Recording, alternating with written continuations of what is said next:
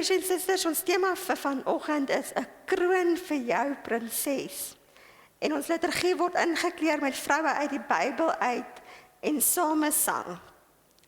En dan weet ek van u, ons gaan 'n rukkie staan vir die fotum en die seën wat bekende vorm gaan wees van vrouens wat vir ons iets sê uit die Bybel uit en samesang.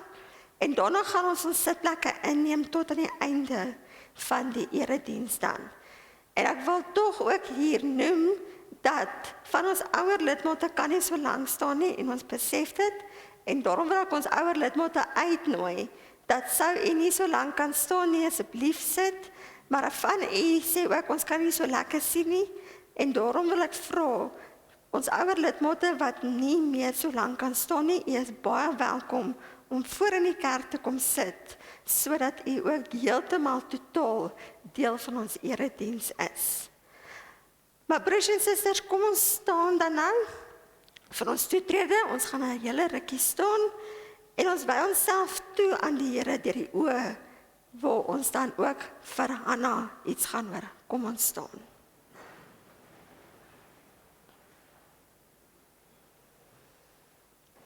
Ons wy onsself toe aan die Here deur die oë van Hanna. En ons lees van Hanna in 1 Samuel 1 vers 1 tot 28. Elke jaar het Hanna saam met haar man Elkana na die tempel toe gegaan om te bid. En jaar na jaar het sy die spot verduur van Penina, Elkana se ander vrou. Hanna was dikwels ontroostbaar, maar sy het volhardend teruggegaan na die tempel toe. Sy het bly bid.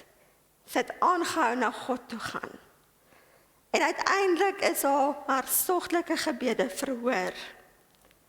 Kom ons sing as ons toetrede lied oor hoe lief ons ook die Here se woning het. Ons sing Psalm 84 vers 1 en 4 en ons bly daarna staande vir die fotum en die seën.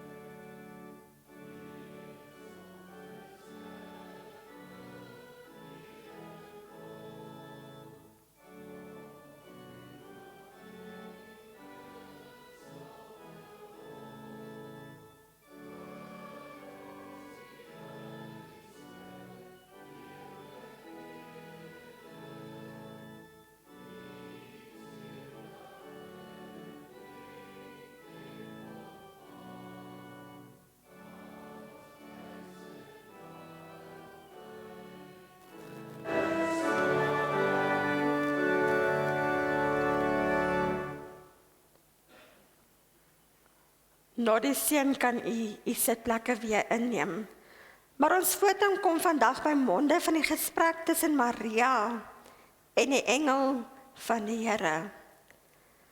Maria, die moeder van Jesus, word deur die engel begroet. Ek groet jou begenadigde. Die Here is by jou.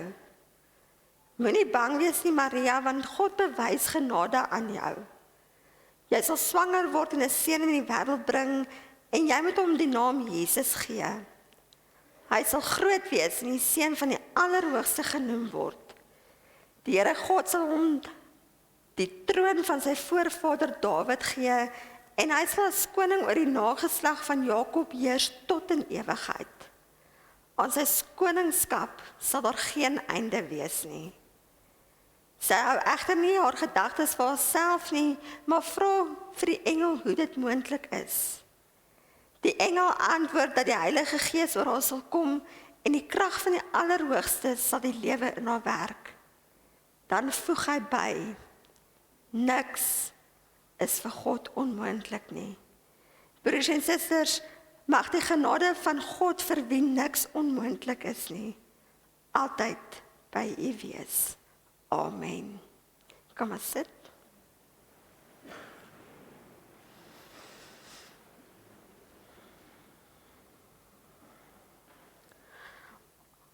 Kom ons verootmoedig onsself vandag deur Sara.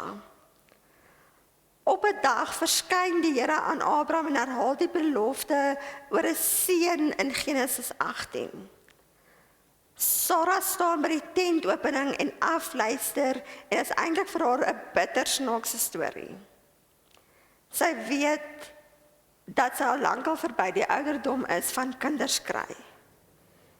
En sy weet self nie of sy regtig hierdie belofte wat sy hoor kan glo nie. Hulle wag lank en niks gebeur nie. En Sara begin saggies by haarself te lag, eintlik oor hierdie belaglikheid van wat sy hoor. Sy dink niemand hoor haar nie.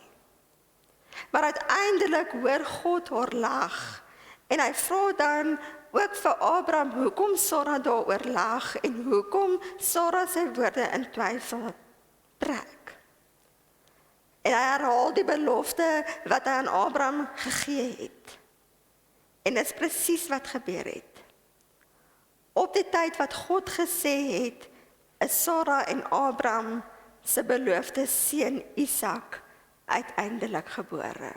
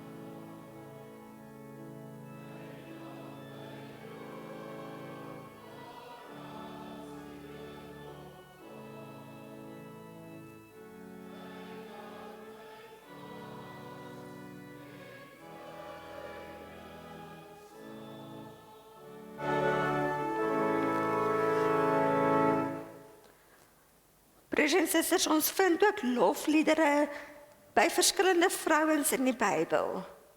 En die eerste by wie ons gaan stil staan is Miriam, die profetes. Miriam, Moses se sussie, wat oor hom gewaak het terwyl hy in 'n besiemandjie was. En opgetree het uiteindelik om hom te beskerm. Ons lees in Eksodus 15 vers 20 tot 21 Miriam se loflied. En Miriam die profetes, die suster van Aaron, het 'n tamboerijn in haar hand geneem. En al die vroue het uitgegaan agter haar aan met tamboeryne en koordanse. Miriam het vir hulle voorgesing, sing tot eer van die Here omdat hy hoog verhewe is. Perd en ruiter het hy in die see geslinger. Broers en susters, op daardie stadium van Miriam se loflied was hulle in die woestyn. Was hulle besig om te trek. En ten spyte van die uitdaging sing sy die loflied aan die Here. En ons kan nie anders as om saam met haar die Here te prys nie.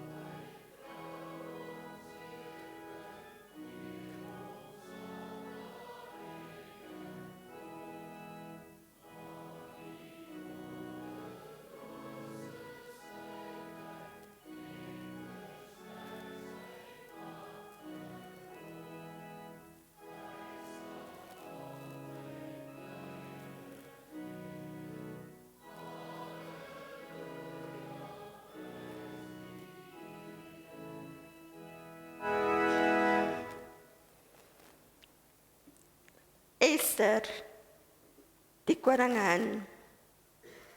Sy het haar lewe gewaag vir haar volk deur 'n pleidooi aan die koning te rig.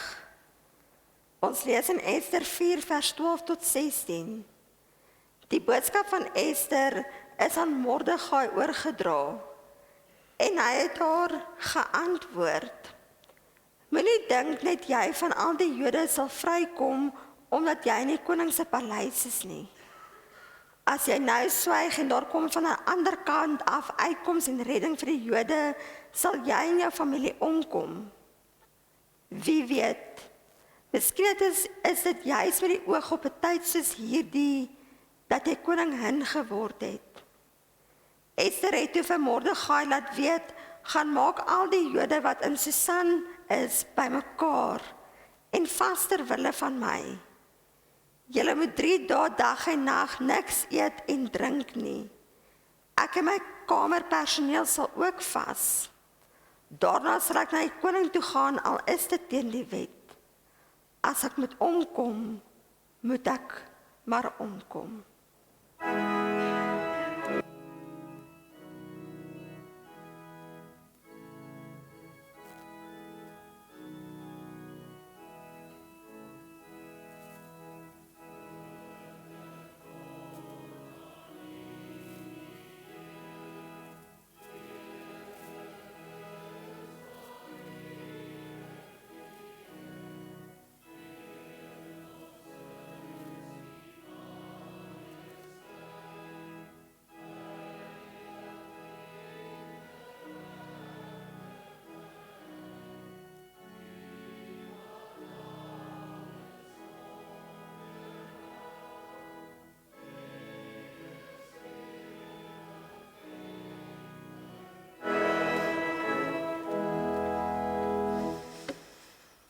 Ons kan onsself aan die Here toewy deur Lia, die een met die oë.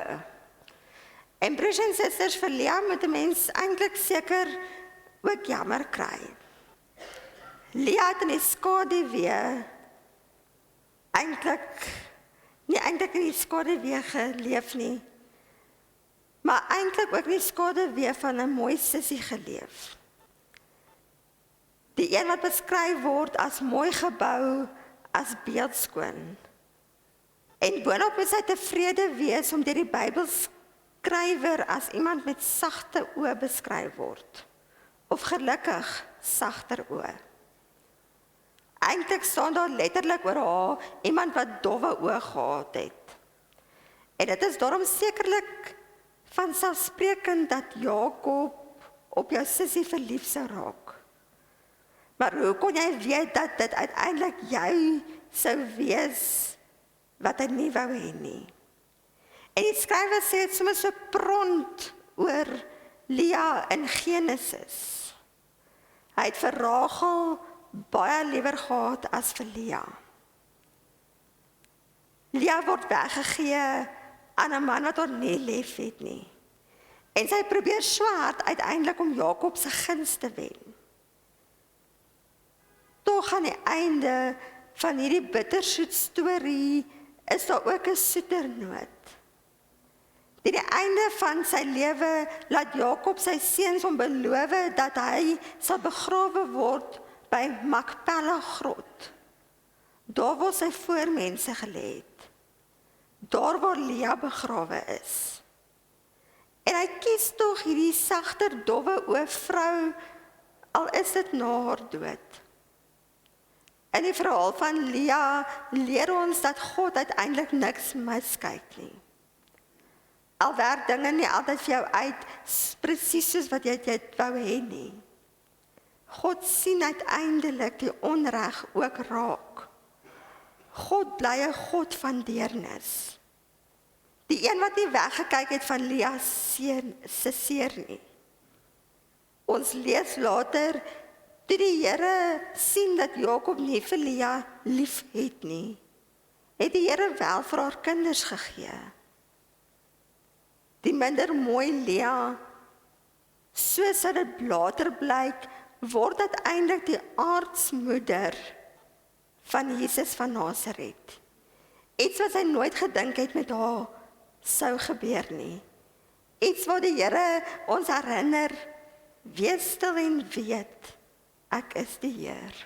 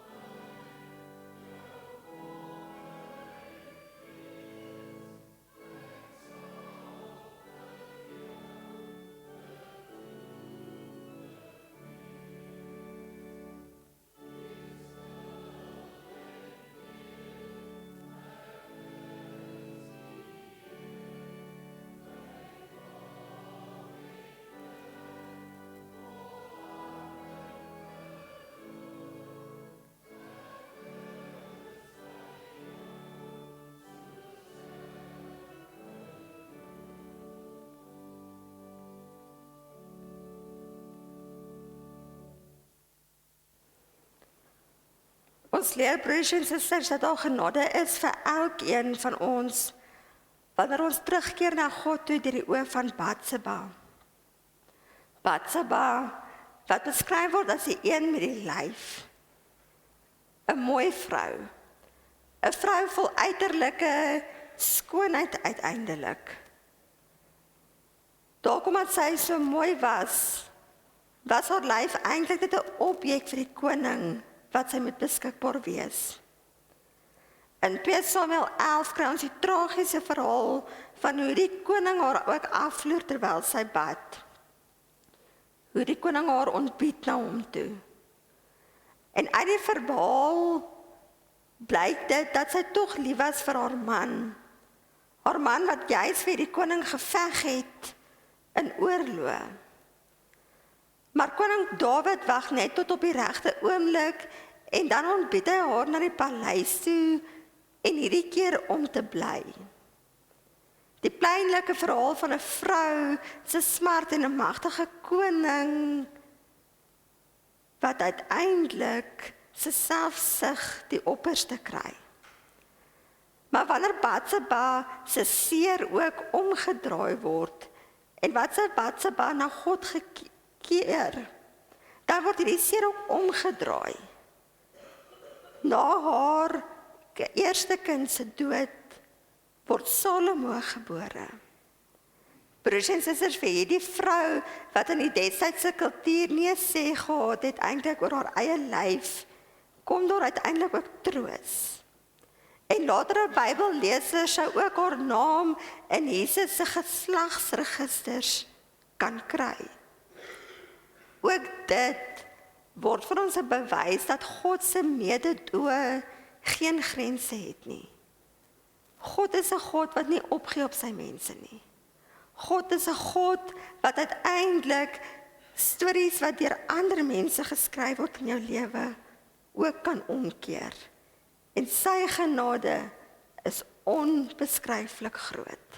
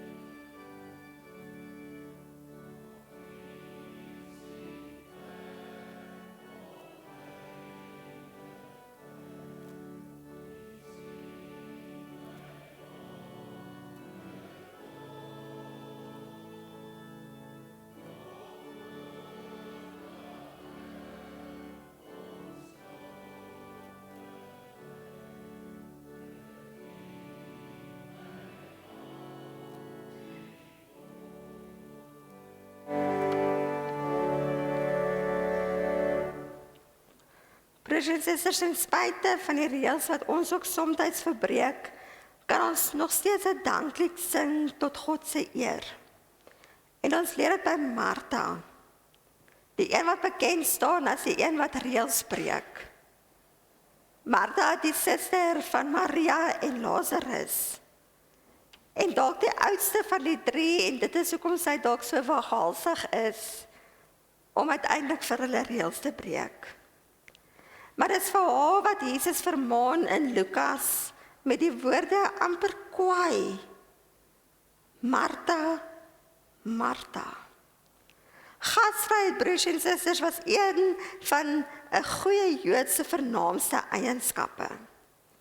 En nou los Martha se suster hierdie veel eisende werk van gasvrou wees vir haar.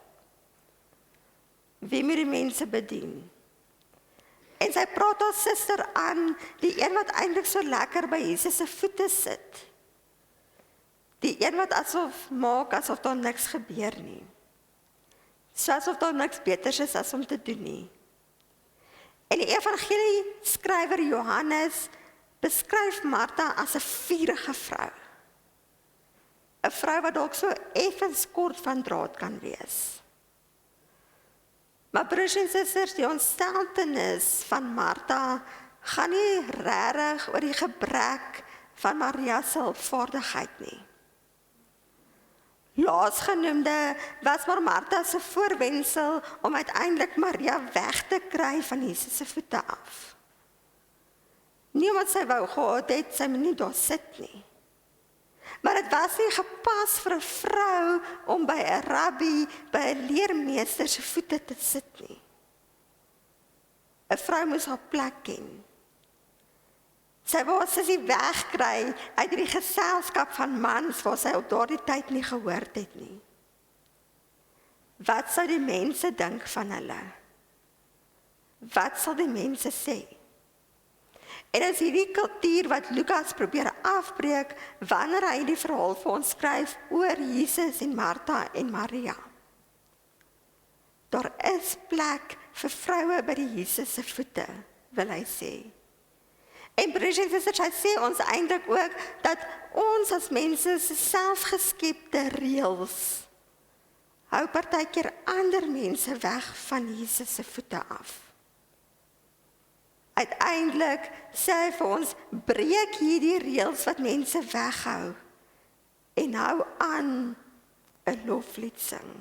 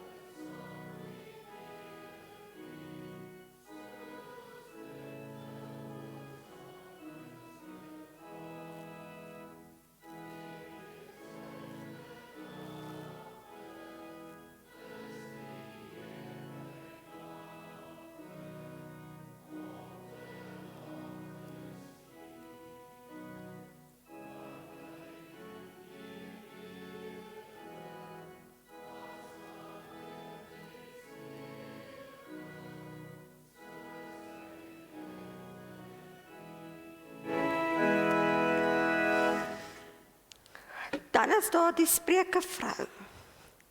En ons lees oor haar in Spreuke wat u kan saam met my volg op die bord. 'n Knap vrou is baie werd. Baie meer as edelstene. Haar man steun op haar en pluk die vrugte van haar werk. Sy bring vir hom net voordeel, nie nadeel nie. Haar hele lewe lank. Sy maak wol en vlas bymekaar en geniet dit om dit te verwerk. Sy is soos die handelskepe en sy bring die kos van ver af in. Sy staan op as dit nou ook nog nag is en maak kos vir haar huisgesin. Ook al slavinne kry hulle deel. Sy oorweeg die waarde van 'n stuk grond en koop dit. Sy sit dit onder wingerd met geld wat sy self verdien het. Sy pak die werk aan met krag en haar hande staan vir niks verkeerd nie. Sy sal stel vas of die wins goed is. Haar lamp bly heelnag brand. Sy werk met die spinwiel. Haar hande bly besig met die weefstoel. Sy het 'n oop hand vir die armes. Sy is vergewig teenoor die behoeftiges. Sy is gerus oor haar huisgesin as dit sneeu. Hulle dra almal warm klere. Sy maak self haar dekens en sy dra klere van die linne en wol. Haar man is wel bekend by die stadspoort waar hy saam met die leiers beraadslag. Sy maak klere en verkoop dit. Sy lewer gordels aan die handelaars. Alles aan haar spreek van 'n sterk en edel persoonlikheid. En sy ken geen kommer oor die toekoms nie. As sy praat, is dit met wysheid. As sy leiding gee, is dit met liefde. Sy hou toesig oor haar huishouding. Lui is sy nie. Haar kinders prys haar en haar man bewonder haar. Daar is baie knap vrouens, maar jy oortref hulle almal. Uiterlike skoonheid hou nie. 'n Mooi voorkoms is nie alles nie. As hy die Here dien, dan verdien 'n vrou om geprys te word. Gee haar wat haar toekom vir alles wat sy doen. Laat haar werk haar roem wees in die stadspoorte. Broers en susters, 'n kroon vir 'n prinses. Is ek sy? Is jy een van hierdie vrouens? Speel jouself gerus in enige vroue wat hier genoem is. Ja, selfs die Spreuke vrou aan wie ons so graag eintlik gaan vergelyk. Is ek een van hierdie dames? Broers en susters, in Openbaring 3 vers 11 staan daar: hou vas wat julle het, sodat niemand jou kroon kan wegvat nie. Jesus Christus, die koning van die Jode, het 'n doringkroon op sy kop gehad as 'n bespotting van die skare. En hierdie doringkroon wat uiteindelik ons elkeen uitnooi dat ons moet word wie God wil hê ons moet wees. Ek en jy hoef nie een van hierdie vrouens te wees nie. Ons hoef nie 'n Spreuke vrou te wees nie. Ons hoef nie 'n Martha te wees nie. Ons kan net onsself wees.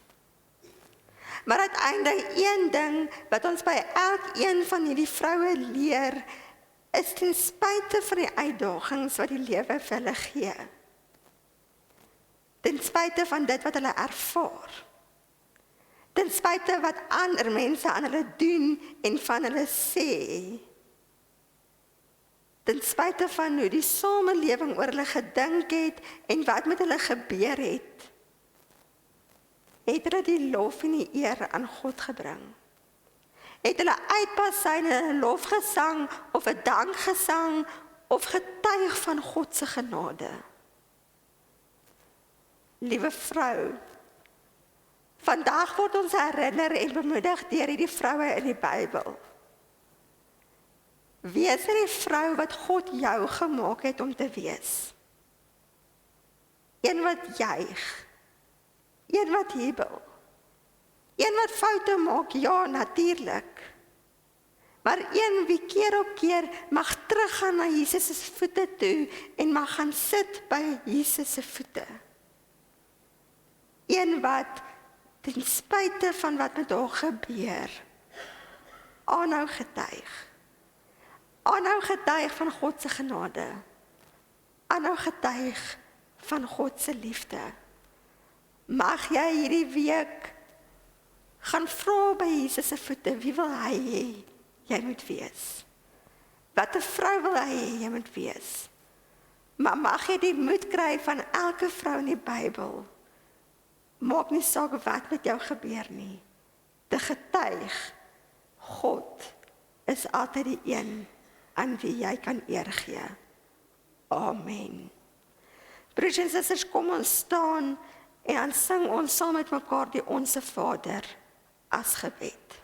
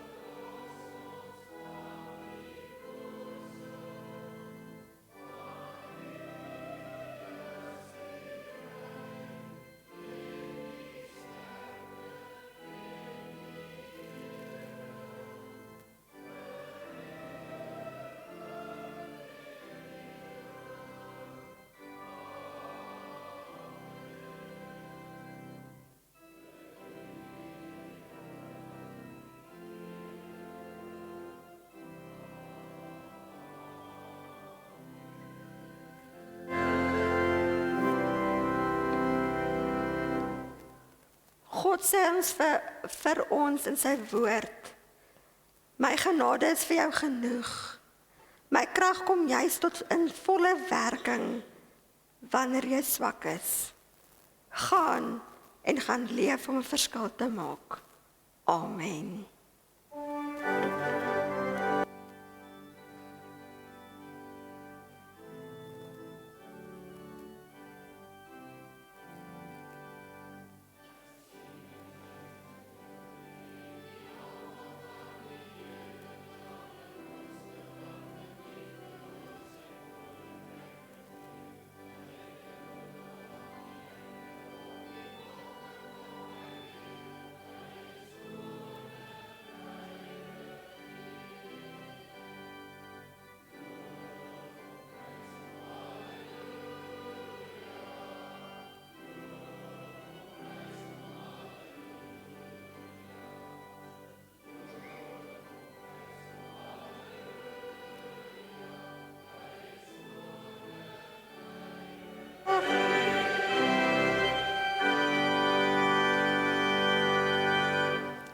Ek wil vir u vra, wees geduldig, as die kinderkerk nog nie klaar is nie, gee asseblief hulle 'n oomblik, kom drink saam met ons koffie, terwyl u ook vir u kinders wag om hierdie katedese klaar te maak.